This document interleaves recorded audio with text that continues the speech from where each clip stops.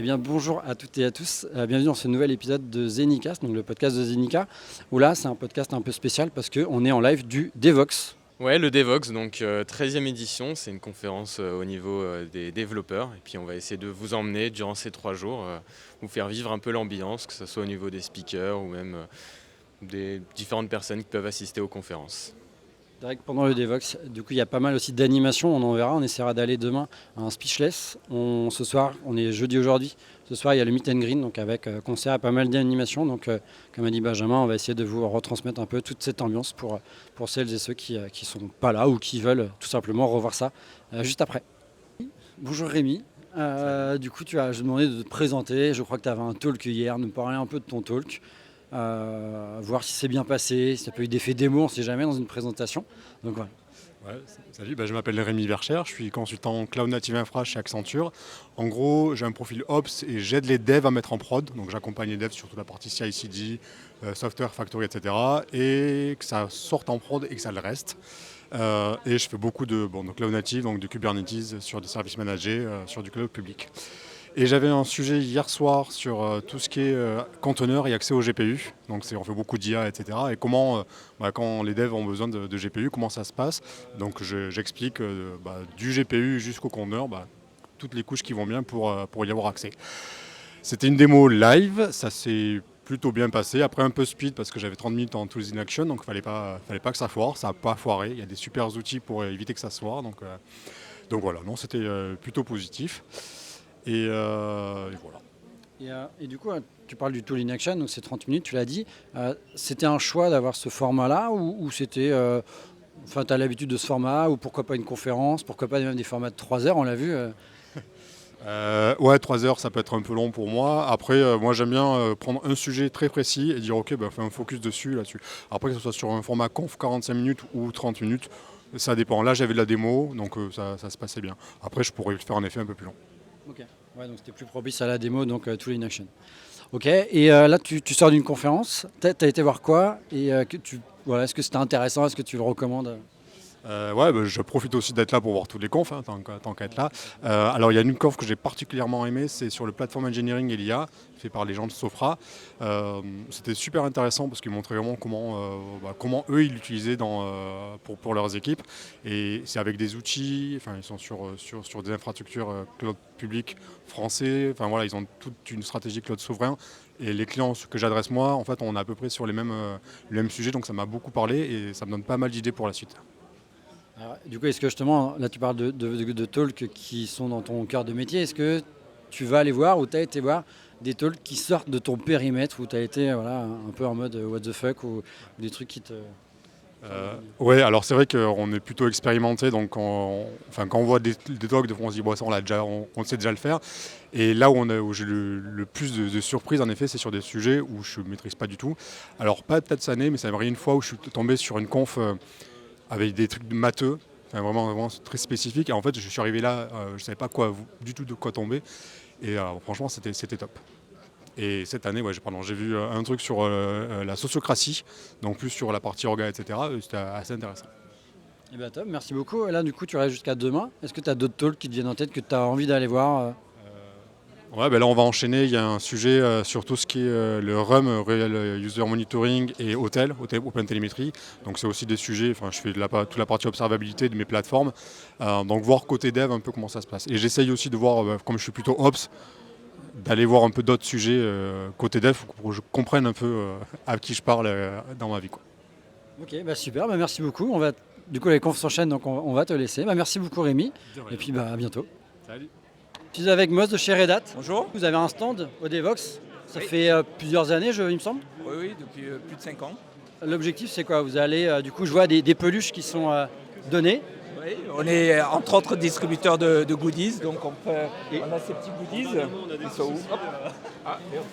Voilà, ces petits goodies qui est un peluche qui marche plutôt pas mal vu le nombre de personnes qui viennent là. Tout à fait, oui. Et bon, c'est notre mascotte pour notre partie développeur, parce qu'on a On a une offre qui est totalement orientée développeur. C'est tous les services qui tournent autour d'OpenShift. OpenShift est connu pour la partie orchestration de conteneurs, mais en fait c'est une plateforme de développement applicatif et de développement de workload d'intelligence artificielle. Et donc voilà, on a tous ces solutions et tous ces outils qui sont à la disposition des développeurs. Un connu par les développeurs Java, c'est Quarkus, par exemple, qui est super connu. Et puis après, on fournit vraiment toute la chaîne, ce qu'on appelle la Trusted Software Supply Chain, qui permet de sécuriser toute la chaîne et tout le cycle de vie du logiciel. Ok, bah cool. Bon, alors, moi je connais beaucoup plus Quarkus étant développeur back. Et d'ailleurs, vous faites une animation autour de Quarkus. Oui. Tout à l'heure, on a eu nos développeurs front de Zenica Lyon qui se sont amusés à la faire.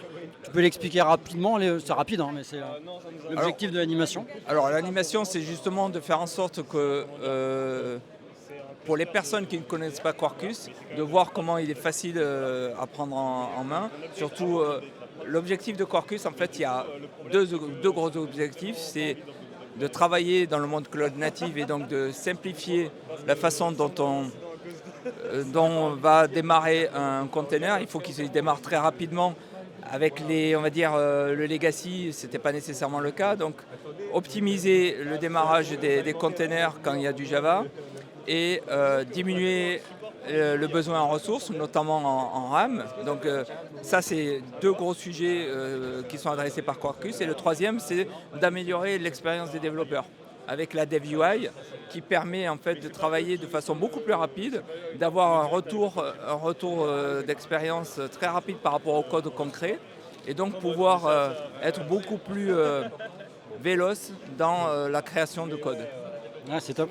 Et d'ailleurs, en termes de Quarkus, il y a des talks de Quarkus. Il y en a 2 ou 3, il me semble, de mémoire. Et il y en a eu hier, il y en a eu ce matin, et il y a cet après-midi 3 heures qui sont un deep dive autour de Quarkus et justement l'intégration avec toute la partie intelligence artificielle.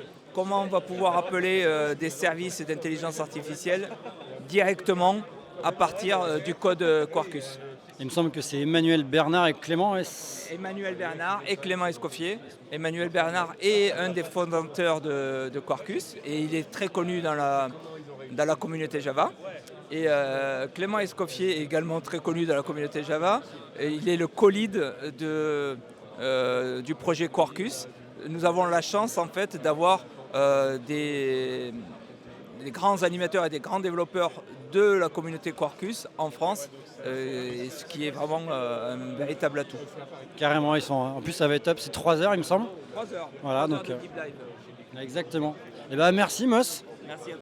Alors Devoxx, il y a beaucoup de stands, mais il y en a un en particulier qui est assez intéressant et qui sort un peu de l'ordinaire, c'est le stand Technosaur. Et là je suis avec Émeric, qui du coup tient le stand aujourd'hui, qui va nous parler un peu du contenu, on va dire. Alors, on a des pièces de musée de l'informatique moderne. Et moi, j'ai ramené celle-là en particulier. C'est le W82. En fait, c'est un vrai ordinateur français fait en Ile-de-France, au Chênay, à côté de Versailles. Et c'était mon père qui le faisait dans les années 80. En fait, c'est la société qui avait mon père. En fait, ça s'appelait Velect parce que je m'appelle Vinbac et c'était Vinbac électronique, tout bêtement Velect. Excellent. Donc ouais, donc on a d'autres pièces de musée un peu sympas. On a l'Altaïr là, qui est la première machine. On a un petit stand, une petite expo sur les 50 ans de Microsoft, avec, il y a un peu de hardware. Et on a même un HoloLens 1 là.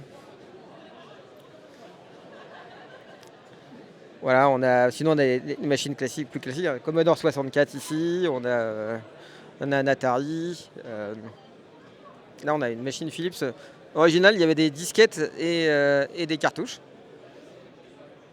Et voilà, donc on a plein de trucs sympas sur le stand. Voilà, venez. Et c'est marrant parce que l'année dernière, le stand était déjà là. Vous récupérez, parce que j'ai vu une zone de dons en plus, donc vous récupérez des éléments que peut-être des gens ont été contactés en amont par François ou par toi, et pour vous en récupérer beaucoup des dons. Alors c'est François qui gère les dons, donc ouais, on récupère il y a plein de choses qui sont récupérées. Je sais qu'il a récupéré des lames, des trucs un peu plus modernes. Donc, je connais pas le chiffre exact. Donc, Ok, bah écoute, merci Émeric. Venez voir sur le stand ou venez voir l'année prochaine, parce que je pense que vous serez encore là l'année prochaine. Et puis bah sinon, je sais plus la fréquence de sortie, mais il y a le magazine programmé que vous pouvez retrouver aussi. Il y a le stand qui est juste là, l'étalage. Et il y a même le magazine Technosaur aussi. Le magazine Technosaur. Voilà. D'accord. Qui sort tous les semestriels. Ok. Avec, À l'origine, il est sorti comme un seul numéro en fait, et comme ça a marché. Ouais. C'est un vrai magazine maintenant. C'est vrai que rien que sur la partie gaming, en tout cas, il y a beaucoup de personnes qui aiment bien le rétro gaming et c'est des choses super intéressantes. Et le programmé qui est là, c'est le dossier spécial junior. Et alors du coup, c'est pas fait exprès, mais dedans, il y a un article avec Zenica. Voilà, pour le développement pour les enfants. Donc excellent. Bah, merci Émeric et puis bah, bon Devox. Merci. Alors, je suis maintenant avec Kevin qui va d'ailleurs te présenter rapidement et nous dire ton talk. Raconte-nous un peu ton talk très rapidement. Alors pour me présenter, Kevin, je suis Google développeur expert sur la partie Cloud et Kotlin, comme toi, ancien GitLab Hero et contributeur open source. Et mon talk, c'était sur le GitOps, sans être sur une technologie en particulier, plutôt sur la philo GitOps et comment on l'applique de la bonne manière. Et l'idée majoritaire, ceux qui ont vu la presse, c'est keep it simple. Vraiment, faites simple, c'est la meilleure chose pour livrer en prod sereinement avec du GitOps. Et en plus, tu aimes bien varier un peu les présentations. Là, tu nous as fait un truc fun. Alors, fun et dense. On ne sait pas si c'est une présentation. Il y avait 240 slides, je crois, au dernier recensement. La presse fait 500 mégas quand j'ai partagé les PDF. Il y avait du volume, c'était bien chargé, mais il y avait, au moins on ne s'ennuie pas. Et c'est ce que j'aime bien dans les presses. Yes, c'est top. Et du coup, est-ce que tu as vu des présentations qui sortaient un peu de ton scope habituel du travail, des contributions open source? Alors oui, et généralement j'aime beaucoup venir sur des événements comme Devox pour voir des choses qui sortent de ce que je ne regarde pas toute l'année. Là j'ai eu Rachel Dubois, si je ne me trompe pas, qui a présenté dans les entrailles des licornes et des grands de la tech. Elle a parlé de Vinted, elle a parlé de Spotify, de comment bien travailler. C'était pas tech au final, c'était plus de l'orga et des choses intelligentes pour avancer et pour éviter de passer 6 mois à développer une feature que personne n'utilisera. Et c'était vraiment, vraiment bien. Yes, c'est top. Et du coup, on fait un talk, un talk un peu spécial ce soir. Est-ce que tu peux parler du BOF, qu'on appelle BOF, que pas mal de gens ne connaissent pas? Parce qu'en fait, c'est un type de conférence qu'on a que Devox. Oui. Enfin, sauf erreur de ma part. Mais... Alors ça vient de Devox original Belgique, et les Bird of Feather, c'est l'idée de rencontrer les communautés dans un format qui soit un peu plus interactif. C'est pas une presse, vous venez, on discute, on a quelques slides, mais dans le fond on est là pour échanger avec la communauté et savoir ce que vous pensez du produit, des éléments, des contributions open source et autres. Et nous c'est autour de GitLab malgré tout. En plus, côté GitLab, on a des personnes de GitLab qui viennent aussi, donc c'est intéressant de voir. Ils vont donner des infos qu'on n'a pas non plus, donc on va apprendre On va essayer de grappiller des infos intéressantes. C'est ça. Ok, et du coup, c'est bof, juste pour info, il passe en même temps du Meet and Green, où du coup, il y a le Jam. Je ne sais pas si toi, tu vas y aller au Jam, voir un peu ce qui se passe. Alors, je vais regarder parce que généralement, on se fait des bons souvenirs et on voit des gens dans des situations et un mode karaoké assez original. Donc oui, je vais y passer un œil, mais... et après, il faut savoir aussi dormir un peu pendant les 3 jours parce que sinon on est mort. Je suis maintenant avec Océane. Salut Océane, est-ce que tu vas pouvoir te présenter rapidement et puis nous parler aussi de ton talk que tu vas faire du coup demain? Bien sûr, donc moi c'est Océane, je suis dev full stack chez Zenica, donc je fais du web et du mobile. Et c'est pour ça que demain je présente un talk, donc ça va pas être un talk classique, ça va être du coup un atelier qui s'appelle l'accessibilité au bout des doigts. Donc l'objectif c'est d'apprendre à utiliser son téléphone avec le lecteur d'écran activé et permettre en fait aux personnes de voir comment on peut s'en sortir pour utiliser son téléphone quand c'est activé et réussir à se dépatouiller avec tout ça. C'est vrai que l'accessibilité, souvent, on l'oublie malheureusement. Donc là, j'espère que du coup, vous allez faire ça le comble et du coup faire fonctionner. Est-ce que tu peux me parler du format? Parce que du coup, c'est un format, alors c'est pas spécifique au Devox, mais c'est un format quand même de 2 heures. Tu peux nous en parler un petit peu et aussi justifier la raison d'avoir choisi ça et non pas une conférence? Oui, bien sûr. Notre objectif, là je fais cette conférence du coup en binôme avec Patrice. Notre objectif, c'est de sensibiliser à l'accessibilité. Et il y a déjà beaucoup de formats et beaucoup de conférences et beaucoup de contenus qui existent dans ce sens-là.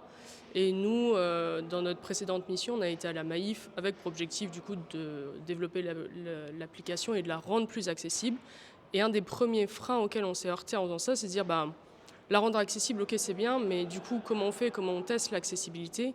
Pour ça, il fallait activer le lecteur d'écran sur l'application. Et comment on se sert du lecteur d'écran? Et ça a été une galère sans nom, et donc on avait envie du coup de partager un peu notre expérience avec les gens. Et pour ça, en fait, le plus simple, c'est de pratiquer, parce que tu peux pas juste dérouler des slides et dire dans la théorie, ça se passe comme ça, comme ça.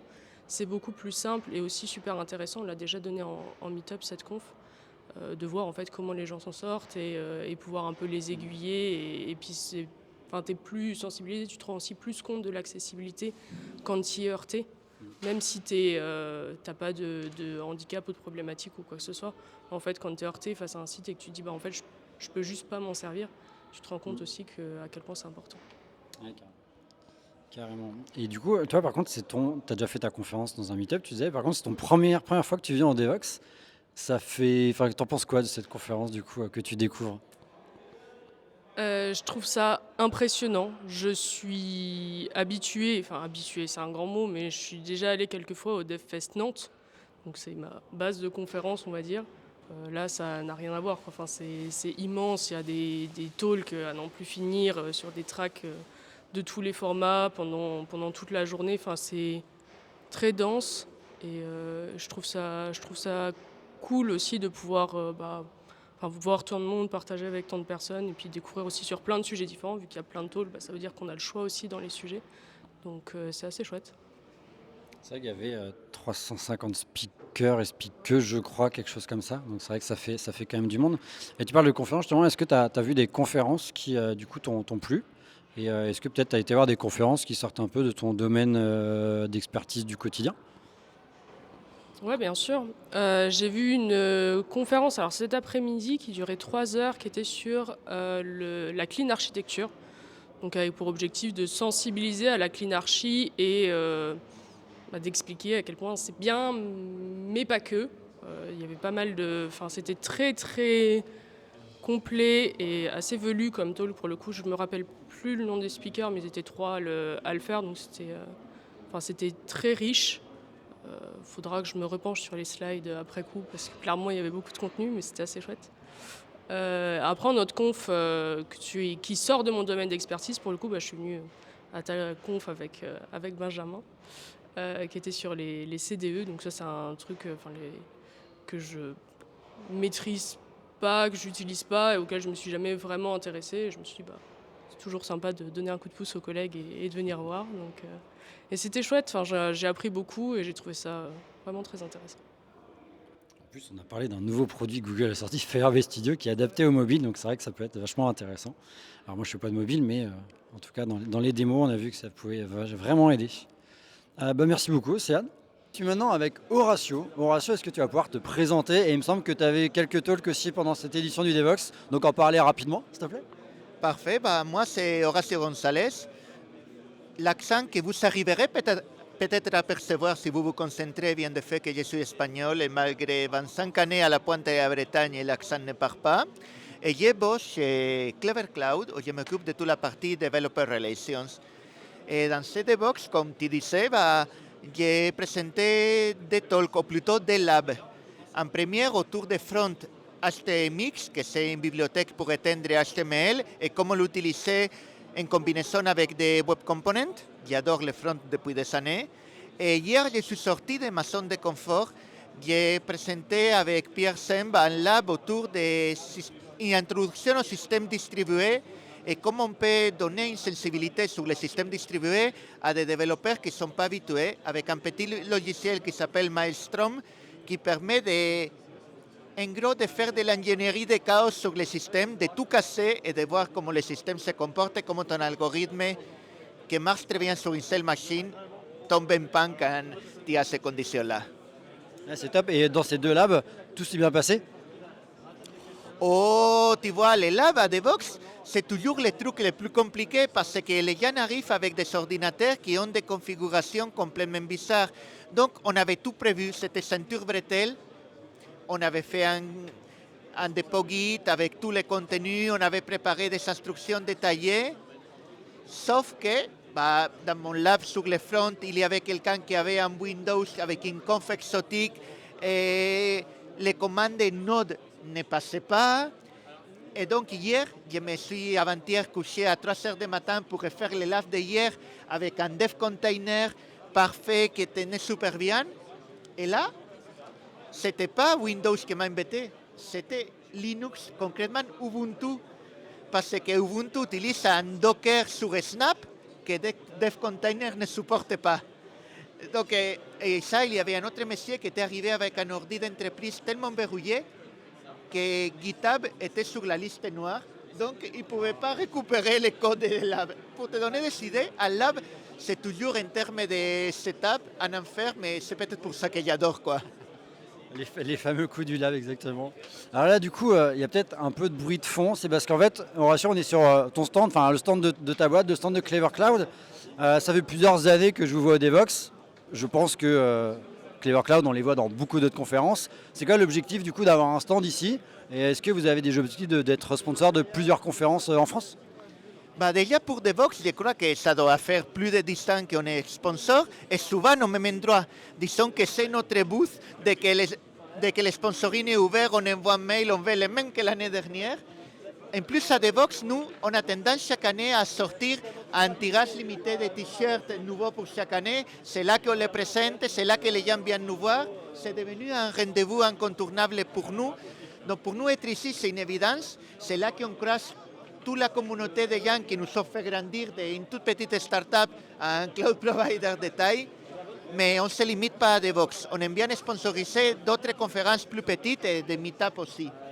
Parce que quelque part, maintenant, on est un cloud provider grand et sérieux, on a des commerciaux, on a vraiment des marketing, mais jusqu'à il n'y a pas si longtemps, Clever, qu'on continue à grandir toujours sans investisseurs par nos clients, les gens connaissaient Clever grâce à des événements comme Devoxx, grâce à des conférences, grâce à des meet-ups et grâce à la communauté de gens auxquels on pouvait arriver à parler avec ça. Et donc pour nous, ça reste dans notre ADN, être dans les communautés, sponsoriser les confs, envoyer des speakers partout, c'est une partie de ce que ça fait de Clever, quoi.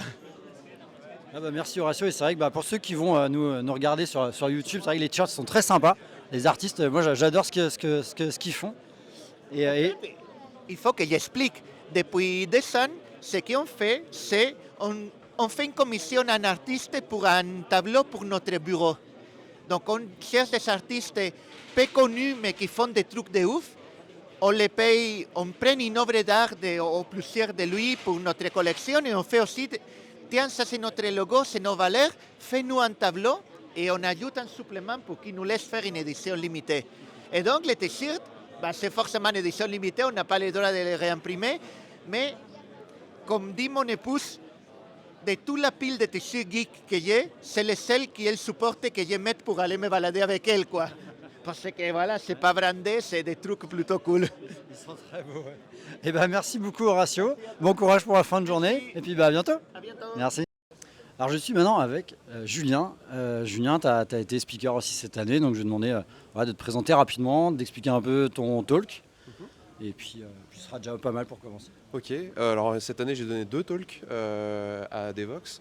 Donc le premier sur les Restos du Cœur, sur comment on a transformé les Restos du Cœur en cloud provider. Le titre est assez rigolo. Et le deuxième c'était un tool in action, donc un format 30 minutes assez court, avec des démos, sur InPhysical, donc un outil pour stocker ses secrets en tant que développeur. Ok, c'était ta première fois à Devoxx? C'est ma 3e fois à Devoxx. D'ailleurs, pour la petite anecdote, c'est à Devoxx que j'ai donné mon tout premier talk, il y a 3 ans maintenant. Ah yes, top. Et là, tu sors d'une session un peu particulière du coup au Devoxx. Enfin, c'est pas un talk qu'on a l'habitude de voir, là c'était un speech. Est-ce que tu peux nous en dire 2-3 mots sur ce que c'est? Oui, effectivement. Alors c'est Jean-François qui m'a invité sur ce truc où en fait l'idée c'était justement qu'il y a une part de jury, une part de personnes qui vont parler sur un sujet qu'ils ne connaissent pas et vont devoir en fait parler, d'expliquer un petit peu le sujet. Alors c'est souvent des sujets un peu loufoques. Donc c'est assez rigolo et chaque juré avait son thème qui lui était prédéfini. Moi c'était par exemple répondre premier degré, donc je devais répondre premier degré aux différents sujets qui étaient présentés. Et puis la personne qui était à côté de moi c'était autour de Disney, donc il fallait forcément une référence à Disney, donc c'était super chouette. Du coup, il y a Jean-François Garot qui est à Nantes, que nous on connaît bien, qui du coup fait beaucoup de speechless dans le cadre du GDG. Puis je crois qu'à Sphère, il en fait aussi pas mal. Et du coup là, c'était quoi ton ressenti? Tu avais déjà participé à un speechless, tu avais déjà vu, parce qu'il en a fait pas mal, mais pas en conférence en fait. Alors jamais, c'est la première fois que je voyais, que je participais à un speechless, donc il y avait une grosse part de stress, mais ça s'est super bien passé et c'était hyper naturel, on va dire. Jean-François met tout de suite dans le bain. Il a l'habitude, c'est vrai que c'est vraiment comme il a mis dans l'abstract, c'était vraiment pour décompresser après 2 jours et demi de conférence, que c'était donc le vendredi midi. Et c'est vrai que je pense que nous on a assisté au premier talk, c'était quand même bien marrant avec des images un peu what the fuck. Oui. Et du coup je pense que l'ambiance des 3 talks était vraiment sympa. Ça a été ça sur toute la longueur du talk en fait. Plus on avançait, plus les photos étaient un peu what the fuck, donc ça allait crescendo. Ouais, c'est génial. Merci Julien de ce retour. Nous voilà au bout de cet épisode spécial en direct du Devox. Exactement, donc on espère que vous aurez pu voir à travers nos différentes images un peu l'esprit du Devox, les différents stands, les différentes animations, aussi ce que les gens ont pu ressentir, soit en tant que speaker, soit en tant que participant ou même tout simplement visiteur à des conférences. Du coup les vidéos seront bientôt disponibles pour aller voir un peu toutes les conférences qu'on a pu citer et puis toutes les autres, il y en a vraiment du très beau contenu cette année encore. Et du coup, si vous regardez entre guillemets le podcast, parce que le podcast il est aussi disponible sur YouTube, du coup vous verrez des fonds vidéo qui sont celles du coup du Devox. Ils ont mis un repo GitHub avec pas mal de photos aussi qui permettent aux speakers de préparer leurs slides. Du coup, on s'est inspiré pour entre guillemets meubler les interviews.